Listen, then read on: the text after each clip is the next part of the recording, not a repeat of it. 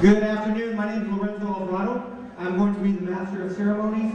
I am an assistant principal at Davis High School with the Yakima School District, and it gives me great honor to be here today with everyone. We were very fortunate. The weather cooperated. Probably the best weather I recall in the last 10 years. Aside from the little bit of wind, it was a great March. So thank you all. At this time, I'm going to ask that Steve Mitchell come forward to do the welcome. Let's give a round of applause for Steve Mitchell.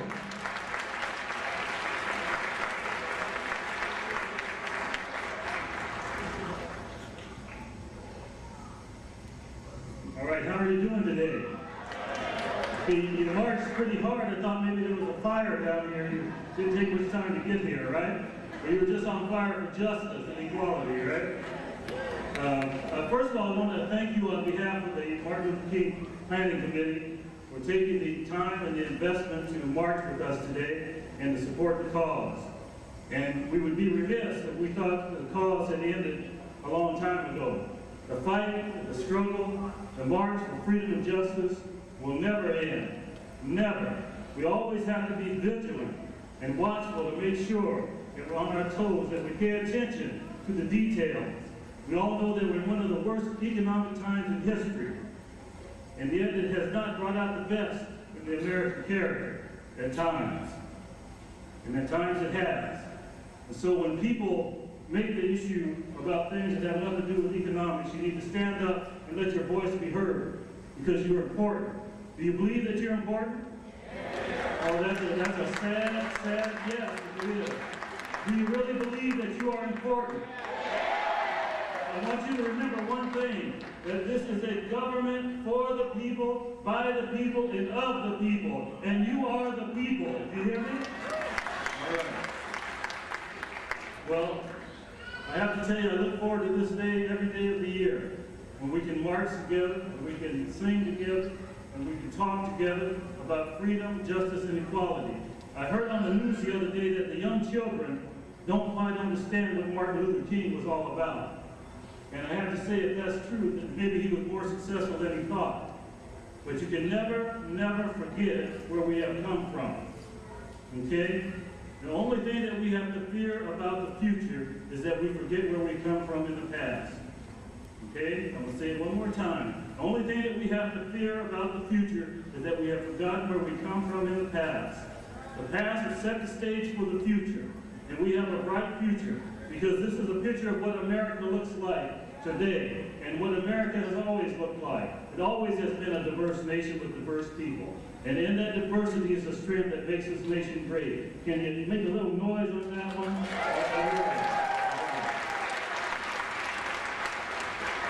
The planning committee, I'd like the members of the planning committee to stand up, if you will. If you're in the room, you're part of the Martin Luther King Planning Committee, please stand up.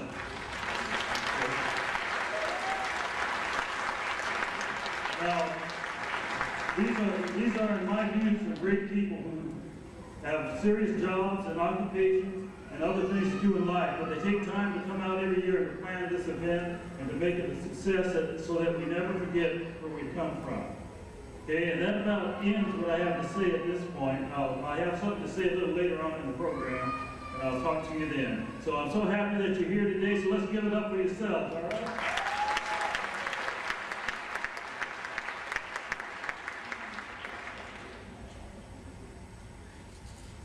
Since he mentioned the planning committee, I'm going to quickly just introduce members of the planning committee just so they can be recognized. And if you're here, please stand. Adrian Gardner from OIC, Connie Stevens from Central Lutheran Church, Dave Wydeneth, Donna Janovich from YBC, Elaine Baratha from the Yakima School District, Aaron Black from the YWCA, Esther Huey, she's a community volunteer, Gabrielle Martinez, Radio KDNA, Gene Roscoe, community volunteer, Glenn Rice, community volunteer, James Parks, OIC, Jesse Garza, OIC, Kelly Robbins, YBC, Kimberly Tully, Yakima County, Milton Brake, U.S. Army, Pastor Dave Halstead, Inglewood Christian Church, Pastor Jim Ingle, Central Lutheran Church, Pastor John Everhart, Pilgrim Rest Baptist Church, Pastor Juliet Hemphill, Bethel AME Church, Randy Bueller, City of Yakima, Reverend Ken Jones, Reverend Robert Trimble, Mount Hope Baptist Church, Rod Light, City of Yakima, Rosa Ortiz, Yakima Valley Farm Workers Clinic, Rose Mary Yolo, Yakima Valley Farm Workers Clinic, Sharon Harris, Eisenhower High School, Yakima School District, Steve Hill, Yakima County, Steve Mitchell, OIC, Tony Allen, Yakima School District, Garfield Elementary, Willette Cheatham, Community Volunteer, and myself from Rensselaer Bar. Let's give them a round of applause for all the work they do.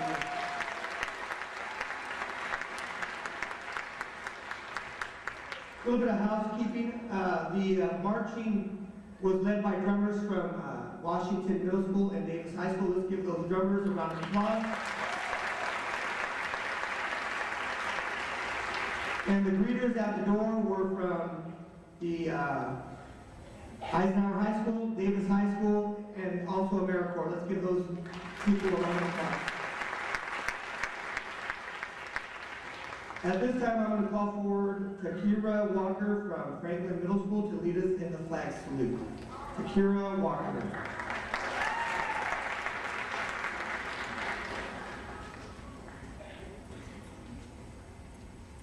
Please stand for the Pledge of Allegiance.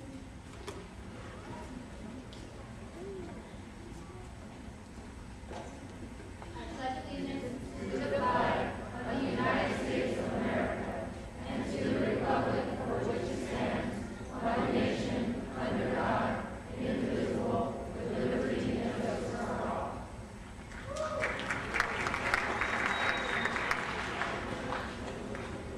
At this time, we're going to have a song, Lift Every Voice and Sing, by Pastor Juliet Hemphill from Bethel AM Church.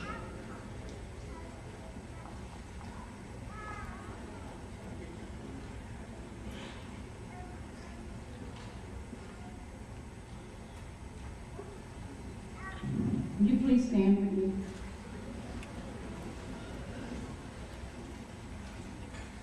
Lift every voice and sing, sing to.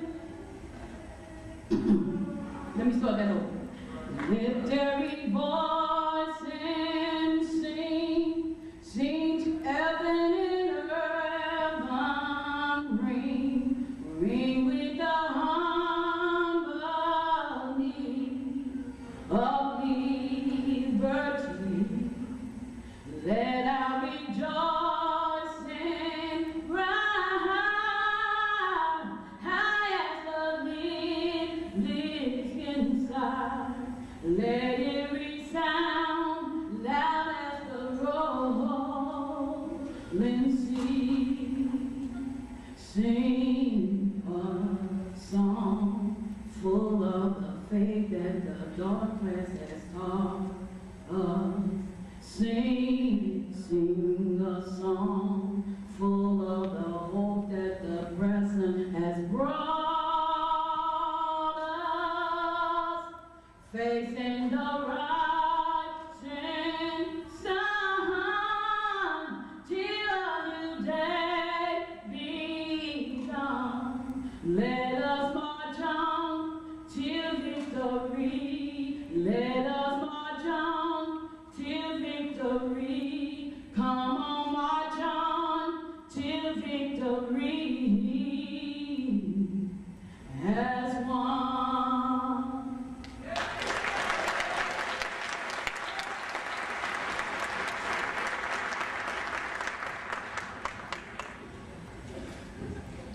Thank you, Pastor Juliet Hemphill. At this time, it gives me great honor to present the 8th Annual Lead Pageant Award for our Camp Food Drive.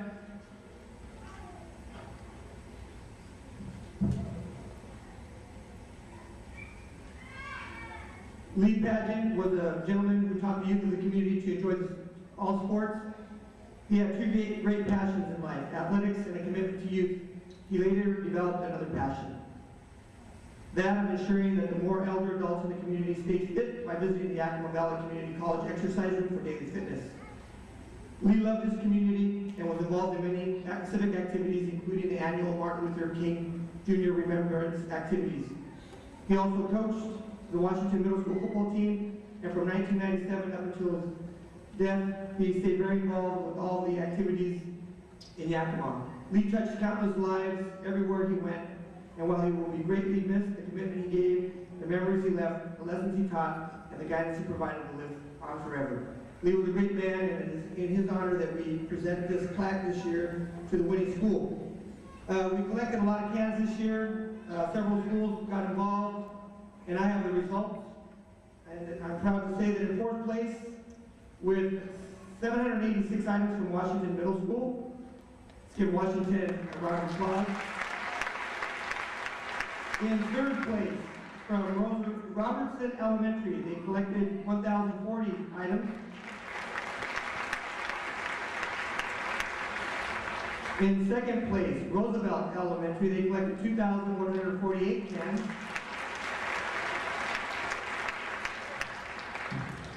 And in first place, collecting 4,322 cans, and winners of the traveling plaque for the 8th annual Lee Pageant Can Food Drive from Gilbert Elementary, they collected 4,322 cans, an average of 9.5 cans a student. And I thought I saw the principal, Ann Bird. Is Ann still here? Please come forward. Let's give Ann a round of applause for all the hard work she does with her students at Gilbert Elementary.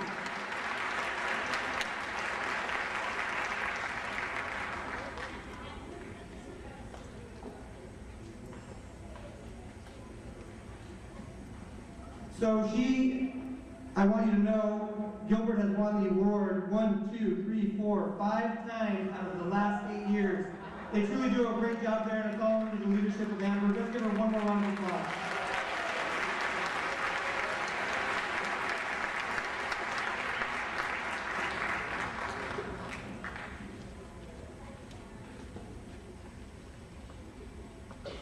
Next, we are fortunate to have a student speaker from Davis High School. Please help me bring up Sabrina Clark, Davis High School.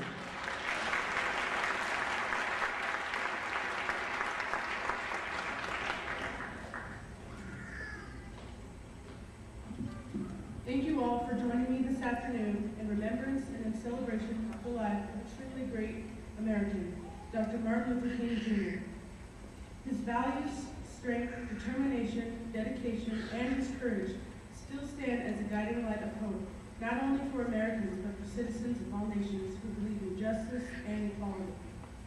When I say the name Dr. Martin Luther King Jr., the first thing that goes to your mind is, I have a dream.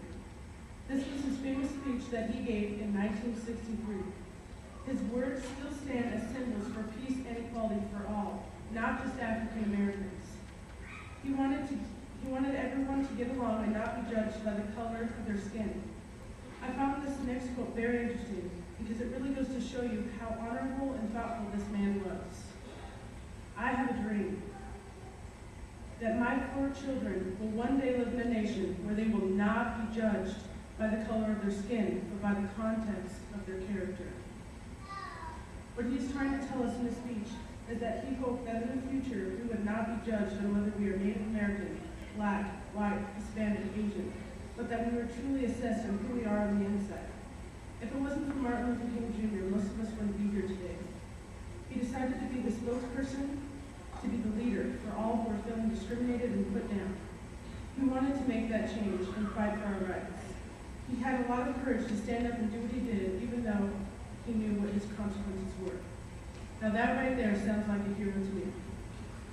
While writing this speech, I came across a poem that I thought really related to peace and equality. This poem is called Still I Rise by Maya Angelou. You may write me down in history with your bitter twisted minds. You may trod me in the very dirt, but still like dust, I'll rise. Does my sassiness upset you? Why are you beset with gloom? Because I walk like I've got oil pumping in my living room. Just like moons and like suns with the certainty of tides, just like hope springing high, still I'll rise. Did you want to see me broken, bowed head and lowered eyes, shoulders falling down like teardrops, weakened by my sulky pride? Does my haughtiness offend you? Don't you take it awful hard? Because I laugh like I got gold mines digging in my own backyard. You may shoot me with your words, you may cut me with your eyes, you may kill me with your hatefulness, but still like air, I'll rise. Out of the husk of history's shame, I rise. Up from a past that's rooted in pain, I rise. I'm a black ocean, leaping and wide, welling and swelling, I bear in the tide. Leaving behind nights of terror and fear, I rise. Into a daybreak that's wondrously clear, I rise. Bringing the gifts that my ancestors gave, I am the dream and the hope of the slave. I rise, honey, I rise. Thank you.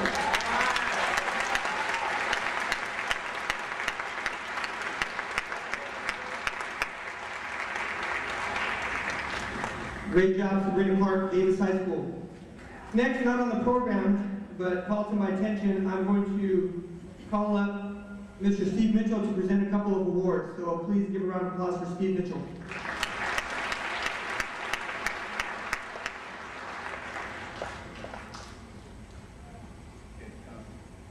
He was trying to look at the awards, and I told him he can't look, so he has to just stand there for a minute. Is Dave Zabel here today? Dave, are you in the house? Okay, Mr. Zabel is marching with us, but evidently he's not here. Dave, do you know who Dave is? Okay, you don't even know, huh? He was the assistant city manager in Yakima. And we wanted to present him with an award because he had demonstrated outstanding support for the Martin Luther King Committee. He personally took time off his busy job to come down and meet with us. He made sure that all the issues with the city were taken care of. He did a tremendous job. And so even though he's not here, let's give it up for him.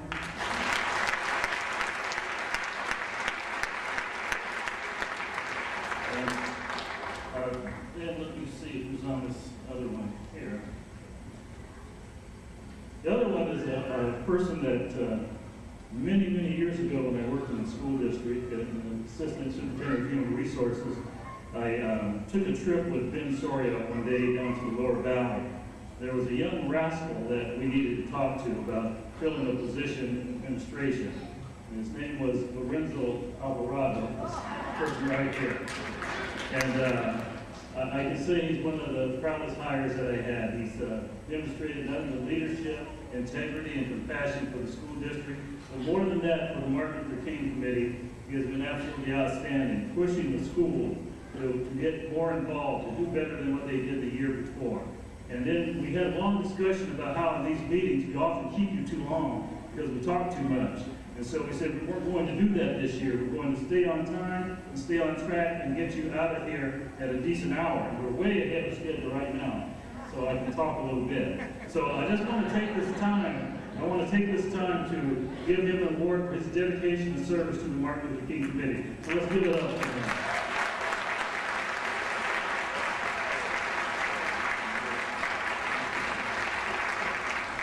And now he's figured out why he couldn't look at it.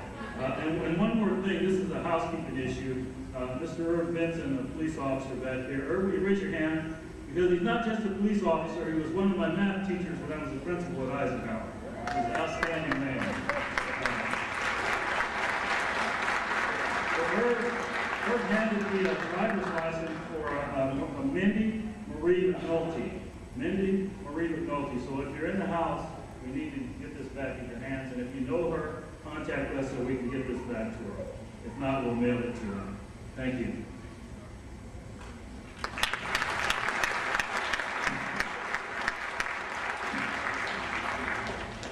That was a nice surprise. Thank you very much. At this time, we're going to have a musical selection, and on our agenda, it calls for Minister Melvin Gray from New Destiny Fellowship to come forward and sing a song. Minister Melvin Gray, if you're here, please come forward. If not, I was told to ask for Reverend Pastor Juliet Hemphill to come back forward and sing a second number for us. And I know this puts you on the spot, but we'd be really grateful if you would do that. Song of your choice.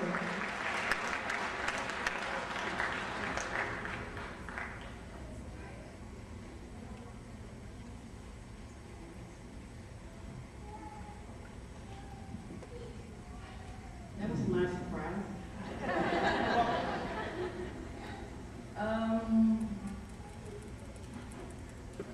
One thing that I think we should all continue to do, considering Martin Luther King was a preacher, was to pray. And I think we should just pray on. Because pray take us places we'll never be able to go. So I'm going to just try to do a little bit of pray on. Pray on, just a little while longer. Pray on, just a little while longer.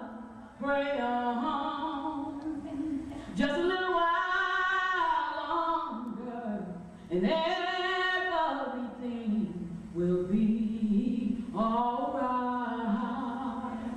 Mom, just a little while longer.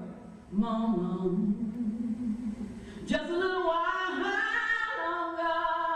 Mom, just a little while longer, and everything will be all right. Amazing grace, how sweet the sound that saved a wretch like me. I once was lost, but now I'm found. I was blind, but now I see. March on, just a little while longer. March on, just a little while longer. March on, just a little while longer, and everything will be all right.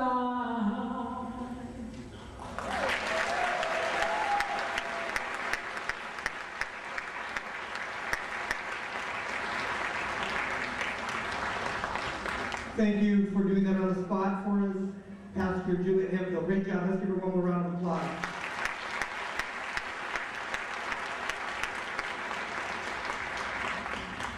At this time, we're going to also listen to another musical selection by the AME drummers, Anthony Lowe, Michael Mitchell, and Eric Lee. Let's give them a round of applause as we come up to do another one for us.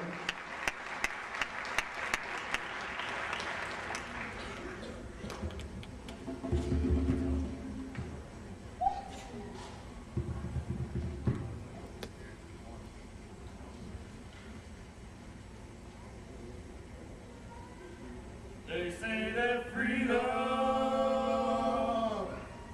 is a constant struggle. They say that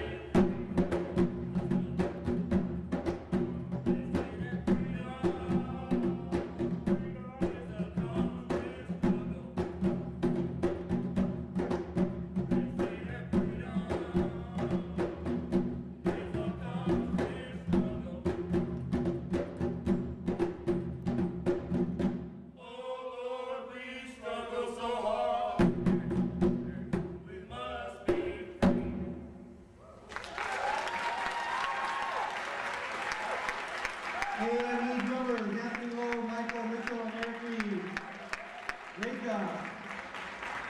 At this time, I'm going to call forward Dr. Elaine Barraza, Superintendent of Yakima Public Schools, to award a special award. Give up a round of applause for Dr. Barraza.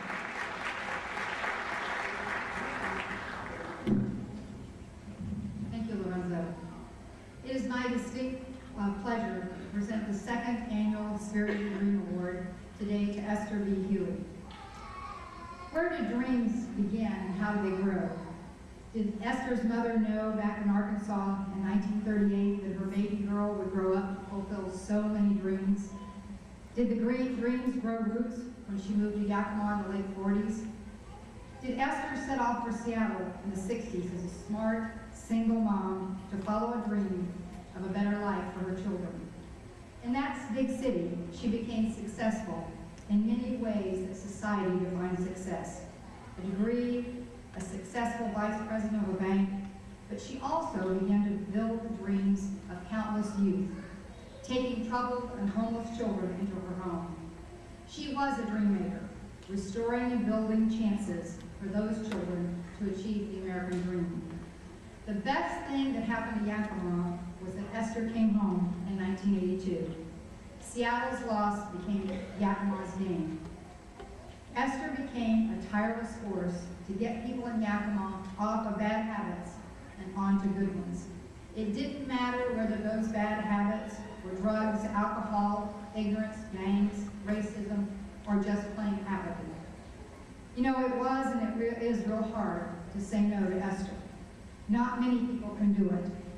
The humble, hardworking, apron-clad mother figure inspires us to say, yes, I can. What would you like for me to do for you? What would you like me to do to help my community? How can I help? We are all better people because of the dreamer and the doer, Esther Huey. Over the years, Esther has been publicly recognized for her work in the Valley. The honors and the awards are too numerous for me to even start to list. Over the years, the committees, projects, work groups have all had the benefit of her expertise and time, and she has improved the quality of life for every member of this community. For all of those accolades, perhaps the greatest contribution to the Dreams for a Better Tomorrow has been Esther's nurturing and parenting to our youth. She has taken in kids and become the wind beneath their wings and the driving force for their success to become good human beings. Esther represents the Spirit of the Dream Award in every way. You know, that's not how she sees herself, but that is how all of us see her. Because of her, we can all stand a little taller, we can try a little harder, we can work a little longer, and we can dream a little bigger and a little bolder. On behalf of a grateful community, I present the 2011 Spirit of the Dream Award to Esther Huey. Esther.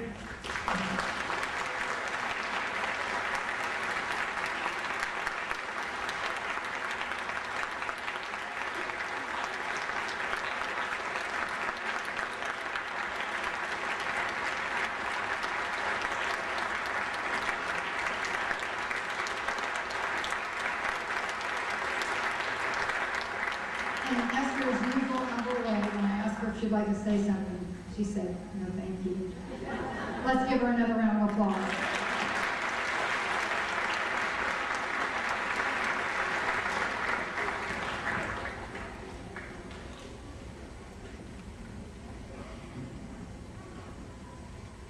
At this time, I'm going to ask Sharon Harris, Administrator from Eisenhower High School, to come forward to introduce our featured speaker. Let's give a round of applause to Sharon Harris.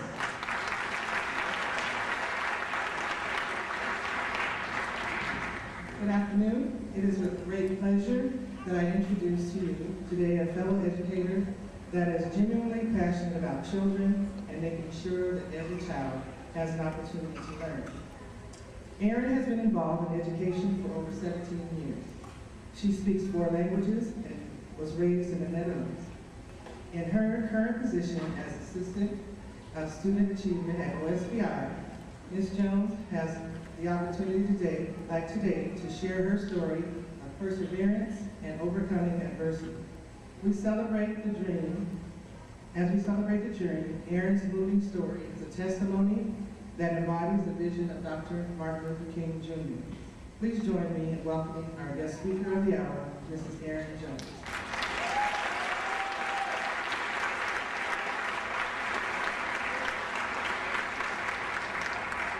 Hey, am I on? Okay. Thank you so much for having me here.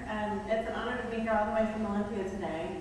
I feel like this is kind of my second home. Between you and Spokane, this is my second home, so it's really an honor to be here. And I have to thank Pastor Hempel because I was going to start off by singing Amazing Grace, and you already did it for me, so I don't have to do it now. So thank you. She didn't even know. I get to do this in my role as Assistant State Superintendent. I get to do a lot of these Martin Luther King events. You know, I'm the black person on the state cabinet, so, you know, when anyone wants someone to come speak, they look for the brown face. And they call my office, would you come and do this speech? And so I get to do this probably in 20 different cities over the course of the next 3 weeks. And so I have a theme. Every year I have to come up with a theme. And my theme this year was Amazing Grace, as I thought about really who is Dr. King and what does he mean to our nation. The first song that came to my head and to my heart was Amazing Grace. Now, how many of you know the song, Amazing Grace? The reality is, when I did some research about this song, it is the most famous song to be written and sung across the world, not just our country. It's sung by religious people, non-religious people, Catholics, Protestants, black churches, white churches, Asian churches. Everyone sings this song because we love the lyrics. And yet almost no one knows the history of this song.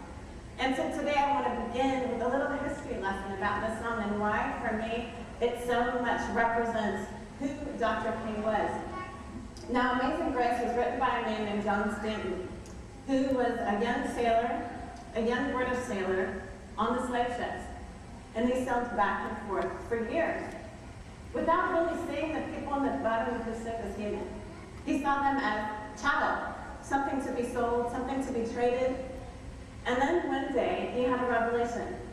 And he realized that these things that had been in the bottom of the ship actually had faces and names and stories and families and languages. And his heart was absolutely broken. And so he decided that day, I can no longer be a sailor and be part of the slave trade. And so he left the slave trade. I'm sure he made a lot of money doing it. And he just walked away. And he began to study to be a minister. And in the process of that, as he thought about his own life, as he thought about what he had done to thousands upon thousands of people, he wrote the song Amazing Grace. And what grace really means is it's undeserved favor. He realized that despite what he had done to all of these people in the bottom of the ship, God had still blessed him. And that he somehow needed to turn that around and be grace to other people. And so he transformed his life, he became a minister, and he wrote this song. Now what's so incredible about the melody of this song is that when they went back and looked later and studied the song, they discovered that the melody was actually a melody that was sung by the slaves in the bottom of the ship. Now here's a really interesting thing. I happen to be a piano player, a little bit, not a great piano player, just enough to be dangerous. And one of the things that I learned about the song, the way that they connected it to the slaves is that African melodies tend to be played on the black keys of the piano. Interesting. And so they made the connection that Amazing Grace was written in a harmony. It was written in minor key. And it was sung mostly in the black keys. So you think about this man who was involved in the slave trade for years and years and years, now writing a song about the brokenness of slavery, and giving one of the greatest gifts to the world that they've ever seen. And so when I think of Dr. King, I think about his own story. He was a man who obviously didn't come up in slavery, but he came up with the vestiges of slavery, with segregation, and I'm sure he saw beatings, I'm sure he saw family members killed and family members hurt. And he could have chosen to be angry, he could have chosen to pick up a gun and become violent, but yet he said, I will choose grace. I will choose to give people undeserved favor, even when they don't deserve it, even when they spit in my face, even when they don't let me eat in their restaurants. I will choose to reach out to them and to believe that all men can be good, that we're all created equal. And so for me, there was such a close connection between the story of John Stanton and the life then later of Dr. Martin Luther King. Now here's where my story becomes a part of this. I learned of Dr. King in 1987 as a 15-year-old sophomore in high school. As you heard in my story, I was not raised in this country, and so unlike most of you here who've been experiencing a Martin Luther King Day every Monday after the Friday of his birth, I'd never heard about him. I went to an American international school and we studied slavery, but somehow we never got to the civil rights movement. So all I knew was there are black people who've been locked up. And then one day, I heard about a man. And it was so profound that I remember that day to this day. I remember seeing a man, a black man, who looked like me in a suit, speaking in front of thousands, articulately, passionately. And I remember thinking in that moment, he's my hero. He was the first black man I'd ever seen. I grew up in a school where I was the only black child.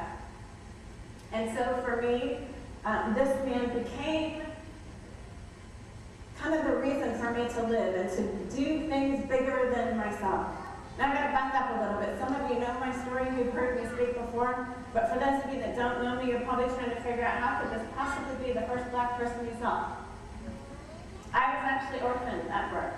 I was the product of an affair in 1970 between a 60-year-old black man and a 20-year-old white woman. Now, most people in Washington State think the civil rights movement happened all across the country, but it did not.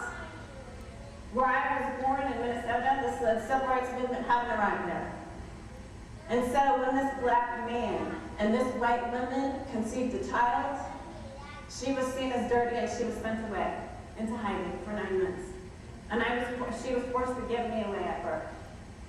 And so my life started out, some would say poorly, started out in an orphanage. Now in Minnesota where I was born, 95% of black children don't ever get adopted. They stay in foster care their entire lives. But yet, I look at Grace, undeserved favor. At 3 months old, a white couple decided to adopt me, against the wishes of their family, because in my grandparents' eyes, I was a darkie, or the N-word. Those were the only 2 words for us. And yet, my parents said, this is our contribution to the movement. We're going to adopt one that no one wants. And so my parents talked of walking into the nursery and seeing crib upon crib, and pointing to me and saying, I want that one. And so I choose to look at my story as a glass half full. I was chosen by someone. And so at a very young age, I had an understanding of what it meant to be blessed, what it meant to experience grace. Now, unfortunately, where we lived, other people were not so happy about my parents making this decision. And so my parents were forced to leave their community and move to another community in south of Minnesota, only to discover that north or south, it didn't really matter at the time. I was still the only brown child of any kind. There was not a Native American, not an Asian, not another African American in our entire county. And so in the regions where the hair was growing like this, my hair was growing straight up in the air. And everyone was always staring. I remember that. Anytime we went to a store or to a restaurant, everyone stared. And finally, my parents said, you know what, we can't let her be alone, let's adopt another one. And so my parents adopted a little black boy, and we doubled the black population in our county. So now there are 2 of us. But you know what, that doesn't change the minds of the people around us. We were still darkies. And little old ladies would come into stores and just put their fingers in my hair and say, ooh. And I want you to imagine the scars of being a little kid who's always different from everyone else, who people are always touching and saying, ooh, people are looking at as if I'm dirty. And that's how I was as a little girl. And then at 5 years old, my father decided to take his teaching degree and to give me and my brother a different opportunity at life. And so he came home one day at 5 years old and he announced to our family, we're moving to the Netherlands. The Netherlands? I had never heard of Europe or oceans, and suddenly we were on a plane 15 hours, landing in a country where it sounded like they were clearing their throats all the time. And so, you know what, by the time I was 6 years old, I was speaking that language, and I was fluent in Dutch and English. But the greatest gift of all, going back to grace and undeserved favor, was that because my father taught at a private school in the Netherlands, which is why we went, I was able to go to a school for free that today, for kindergarten, costs $24,000 a year. And yet I went for free. This little orphan child, adopted into a family, suddenly in Europe, in a school where some of the kids lived in castles in the summertime. Every president of the United States that came through the Netherlands stopped in our school. I had the opportunity to rub shoulders with people who were changing the world, this little former orphan child, undeserved favor. And I realized at a very young age that I wanted to show favor to others. I realized that very early. I knew that what had been given to me was a gift, and that I owed it to give back to others. And so even as a young girl, I knew that I wanted to change the world. I didn't know how. And suddenly when Dr. King came into the picture, I knew that part of what I wanted to do had to do with social justice and civil rights. I just didn't understand it at 15 what that meant. As a high school student, I took every opportunity. Unlike my friends who were out partying all the time, I knew that nothing was going to be handed to me, and so I worked really hard as a high school student to graduate at the top of my class, to come back to America, the home of Dr. King. I wanted to be part of the Black community in America, to discover what that meant, what the gift was. And so at 18 years old, having graduated at the top of my class, I was accepted at Princeton University and then the sister school to Princeton called Bryn Mawr College. And my parents informed me that Bryn Mawr had given me more money and said, that's where you're going, honey. Now, I had never visited Bryn Mawr before. All I knew is it was in Philadelphia, the home of Cosby. And so I imagined myself joining the Cosby family. Slavery, segregation, civil rights movement, Cosby show. And so in my mind, I'm coming back to America and I'm going to be part of the Cosby show. You know, when you're kids, all you know is what's on TV, and that's what I had experienced. And so I came to America at 18 years old, left everything behind me, had no family here at all. I came alone, but I was so determined to be part of the Black community. And so I get off the plane at 18. In the middle of the night, they lost all of my luggage, so I literally have nothing. I come here with nothing. Get in a taxi cab with my late mother, and we drive out to the college, which, by the way, was not in Philadelphia. It was in the suburbs, and if you've ever been to Philadelphia, you understand what I'm talking about. You cross a line, and there are Black people on this side and white people on the other, and my college was deep in white territory. And so we drive, and we drive, and we drive, and finally my mother falls asleep, and we get out to the college town, and it says Bryn Mawr town, population 4,000. Size of a couple high schools. Next sign, Bryn Mawr Golf Course, no colors or Jews allowed. In lights. And I remember that moment of panic as I stared at that sign as we drove by. In fact, first of all, slavery, segregation, civil rights movement, Cosby said, something's not right here. I couldn't understand legally how this golf course could proclaim that Jews and colored people could not be here. And in that moment, I had to decide, do I wake my mother up and tell her about the sign, or do I just let her sleep? Well, you know what? I had worked my entire lifetime to come to America to get a scholarship at the best women's college. And so I said nothing to my mother.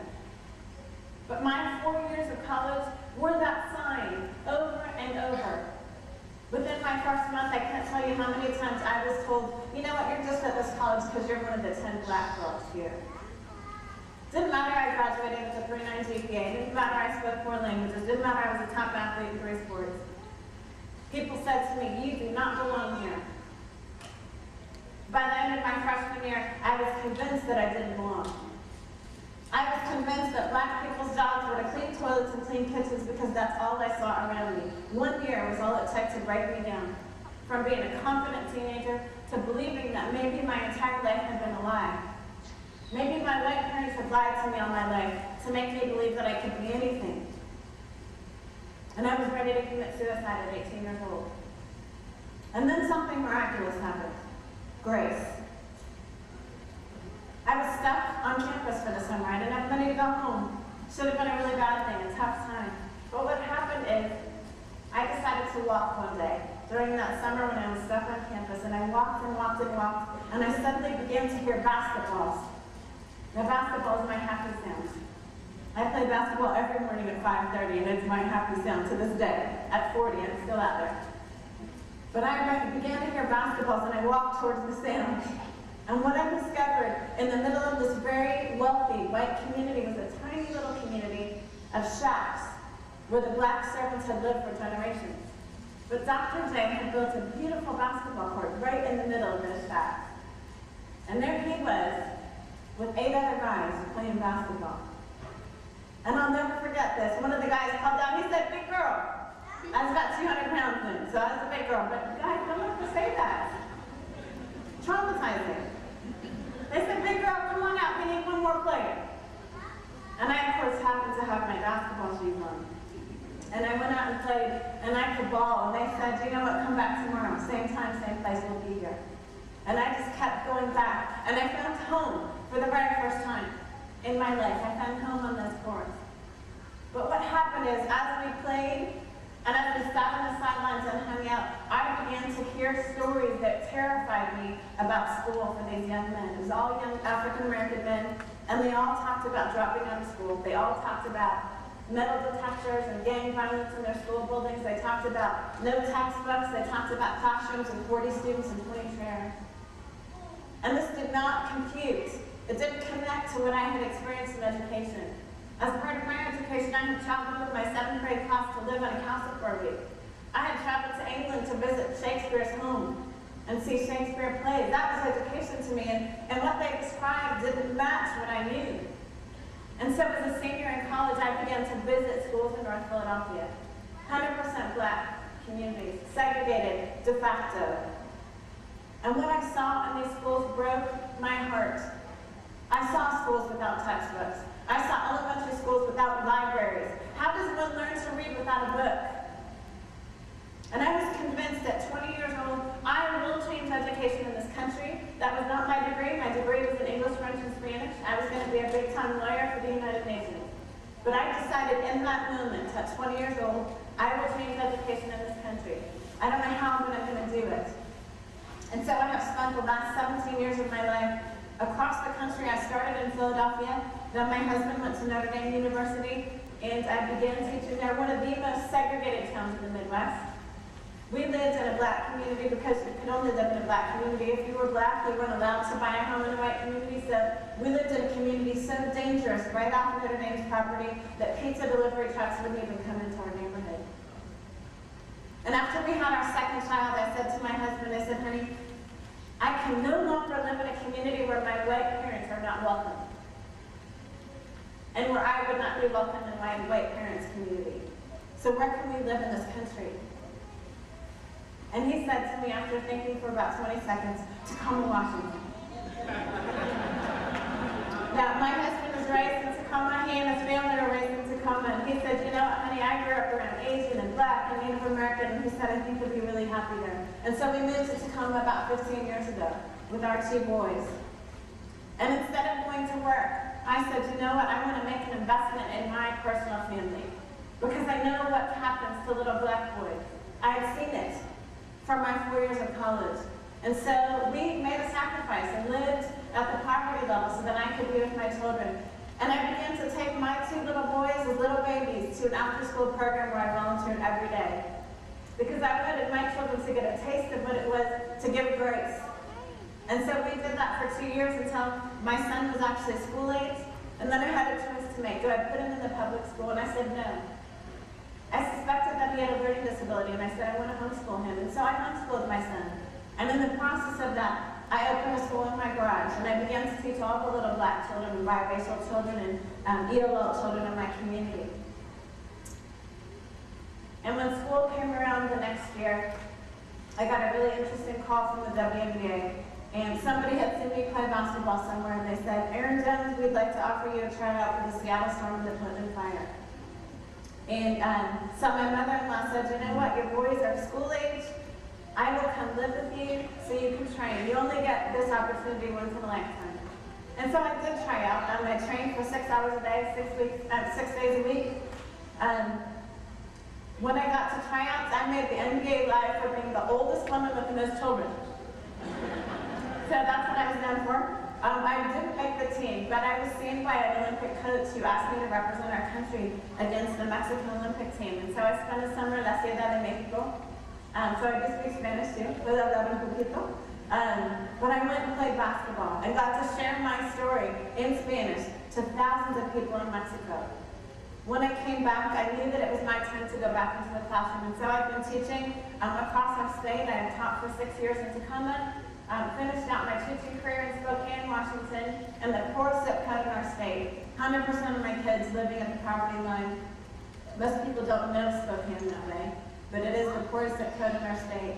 And while I was there, giving out of myself and out of my family, I received the highest teaching awards you can get in our nation, called the MLK Educator of the Year Award, with a $25,000 check.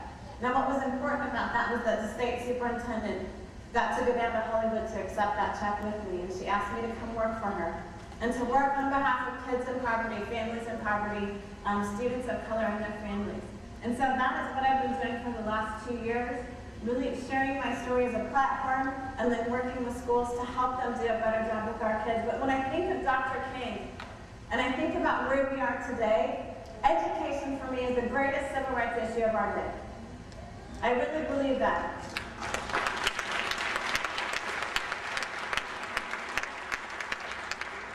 As I travel across our state, one of the dangers of Washington State is that we think of ourselves as being very liberal.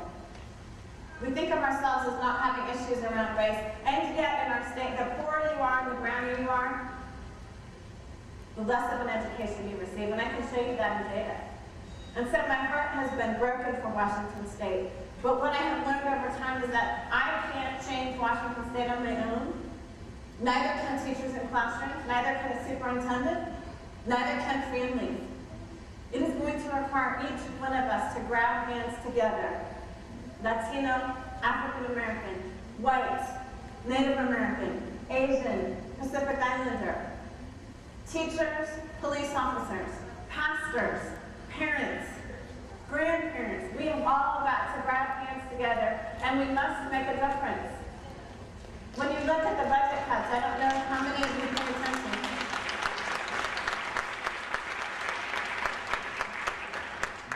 I don't know how many of you pay attention to the state budget cuts, but I remember when we came back for a special session, I said to someone right before they started special session, just watch. The first cuts to be made will be cuts to the poor and cuts to brown children. And everything that I do has been cut out of the state budget, absolutely everything. I lose all my staff in 2 weeks. All of the work that I have done at the state level is gone. Technically, in the budget. But you know what, to me, budgets don't say everything.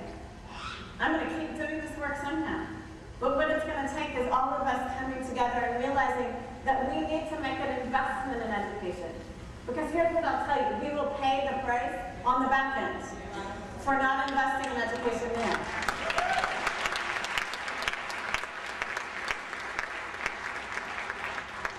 If you look at what we're paying on incarcerating young people, $30,000 a year for every young person that's incarcerated in our juvenile detention centers. Think about if we could spend even half of that on a child each year.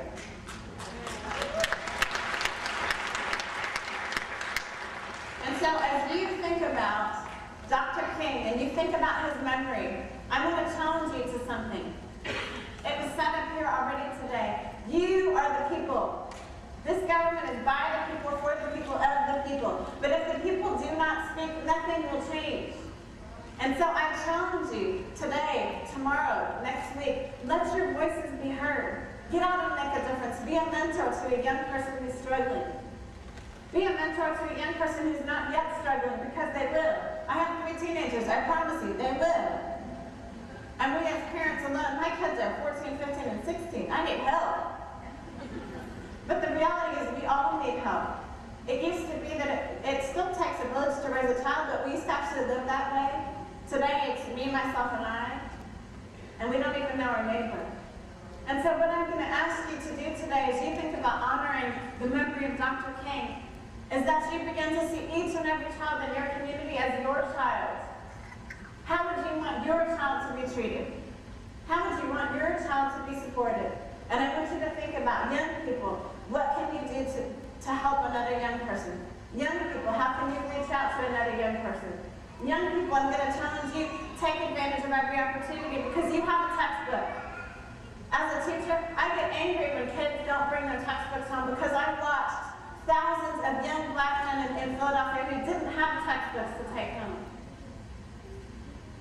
And so, realize that you have experienced grace in this great city of Yakima.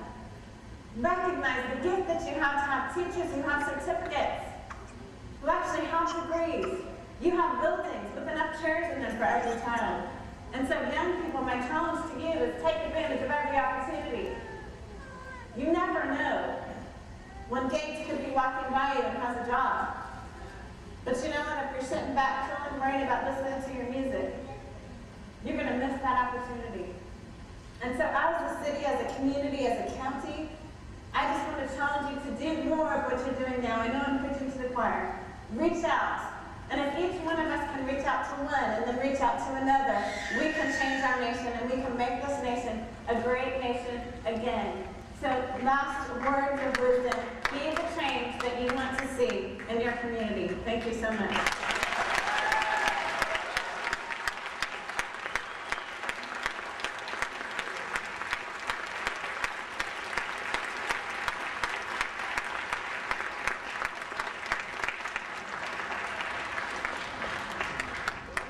Wow, what a great speaker. Let's give it up one more time for Aaron Jones.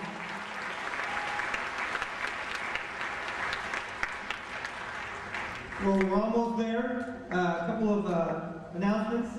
For those of you who need to ride back to your vehicle at the dollar store, the Yakima City Transit will be providing that transportation back to your vehicle. They'll be out front. They'll be providing that transportation back to the dollar store until about 2 o'clock. After 2 o'clock, we'll be giving rides to the Southeast Community Center where there will be a soup kitchen. And anyone that has an empty stomach and is looking for some socialization, we welcome you to the Southeast Community Center for the soup kitchen. At this time, we're going to close out by asking Reverend John Everhart to come forward. He's going to sing the anthem of the movement, We Shall Overcome.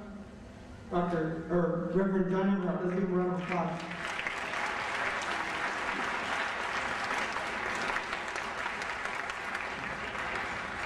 Before he sings, I just want to make a few remarks. I want to take time to thank each and every one of you for taking the time out of your busy lives to remember what Dr. Martin Luther King has done for us. Let us commit to the reality that we will remember every day of our lives until we meet again. And when you have the opportunity to stand up for what is right, to encourage people to do better than they've done in the past, do it. And Mrs. Jones, I don't know, are you a doctor? Are you Dr. Jones? Well, we're going to bestow an honorary doctorate on you today, because I have to tell you, it's one of the greatest speeches I've heard in a long time. And,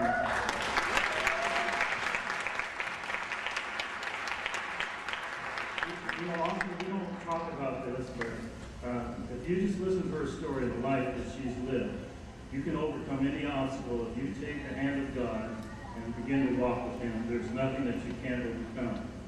And I want to say this to you today, parents. They often talk about schools, they talk about your teachers. I'm telling you that the education of your children starts at home. And it's time to stop passing the buck and blaming the schools. And it starts at home with you, talking and reading and exposing your children to the things of life, teaching them their numbers and the alphabet and their colors, but most important, teaching them the social skills to get along with other people. And then you hold the schools accountable for doing the rest. Okay?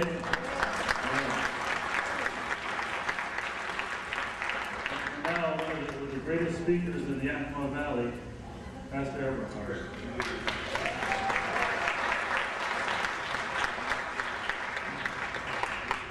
Let us all stand. I was really moved by Mrs. Jones' testimony. Certainly, we're all blessed to have you in our valley. Particularly does remind us of movement and the struggle as Dr. King was leading us on the way to the promised land. It means that we all have to join hands and work together. So let us We shall overcome someday. We'll walk hand in hand. We'll walk hand in hand. We'll walk hand in hand someday.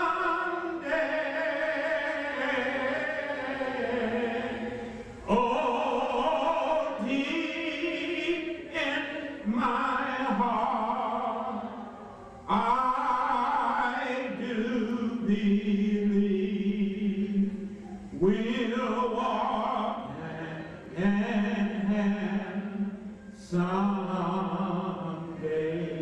And we can't make it without the Lord. The Lord is on our side. The Lord is on our side. The Lord is on our side today.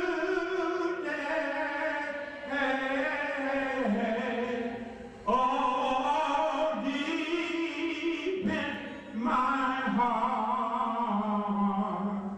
I do believe we shall overcome someday.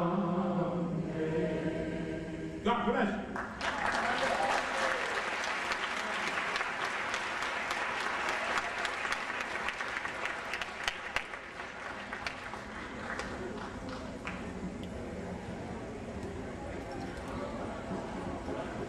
Again, thank you as you go out. I just want to mention too, as you're going out, Robert Trimble, can you stop talking for a minute? We owe a deep debt of gratitude to Robert Trimble, who fought and fought until we had the Boulevard named after Martin Luther King.